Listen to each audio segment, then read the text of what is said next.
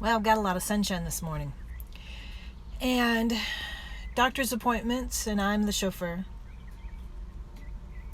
So I thought I would talk a little bit about the joys of digestive issues with Parkinson's and enjoy the sunshine because it's pretty outside right now. That's part of it. You know, I go to the doctor, I have to go to the gastroenterologist, to go to not an endocrinologist. I wound up going to a urologist. There's all these ologists. Just 100 flipping doctors. And it plays into why it was so hard to diagnose me with Parkinson's. You're going to a digestive system doctor, which is your gastroenterologist, and he says, well, you got a lazy digestive system. A lazy digestive system. Well, food sits in your stomach overnight, and then the minute it digests, it flushes out so fast that you wind up dehydrated because of the runs, and because this is a really glamorous conversation, let me tell you. But I'm back and forth with this, and I don't know what's going on. Well, it all lays back to Parkinson's, and I didn't know. I got this long list of what I didn't know about Parkinson's, and the bladder issues, Parkinson's, partly my weight. I'm overweight, so that's going to play into that, gaining too much weight. But I'm gaining too much weight because my body isn't digesting my food properly. It's a mess. It really is a mess. And it's, you go to all these specialists, and it's great that you have these specialists because it's backwards. Your MD can't know everything. And then the specialists don't link together. So that doesn't help your MD to then turn you over to another specialist to figure out that all these things that are being treated separately link together and all fit under a same category. Who's going to make the link? And this is why you almost have to be really further along to actually get the diagnosis of Parkinson's. Otherwise, you could catch it earlier. And they didn't. I got the shaky arm. Well, hypoglycemia runs in the family, so, we thought that was it. And, the doctor couldn't think of any other reason why I would have the shaky arm. I worked in an office situation. We do bring in meals, and I'm right-handed, so I hold things in my left hand, and I'm holding a plate in my left hand, and I put some things on it, and they, like nuts or something, and they just bounce.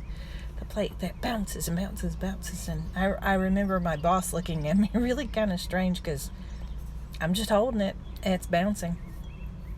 It stopped after I ate, so I thought, well, maybe my sugar level was off. Maybe that's why my arm was shaking. Well, no, it was Parkinson's. I've kind of tracked back the symptoms to 2000, 2001 is when it started. Some of the symptoms. Some of them started earlier, but, go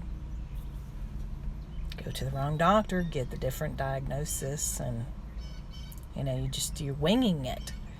You're trying to figure out what is going on because you have this symptom over here and that symptom over there, and they just don't seem to mesh to be one diagnosis. So, it's just a little bit here, a little bit there, a little bit there. It's annoying. It really is. And you find your diagnosis and you're like, okay, now what?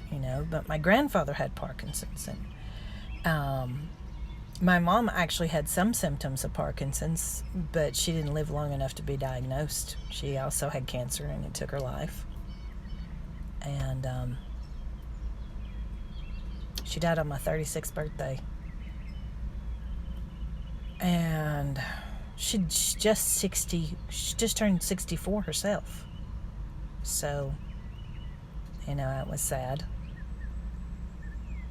and hard, but, sometimes you don't have the shaking.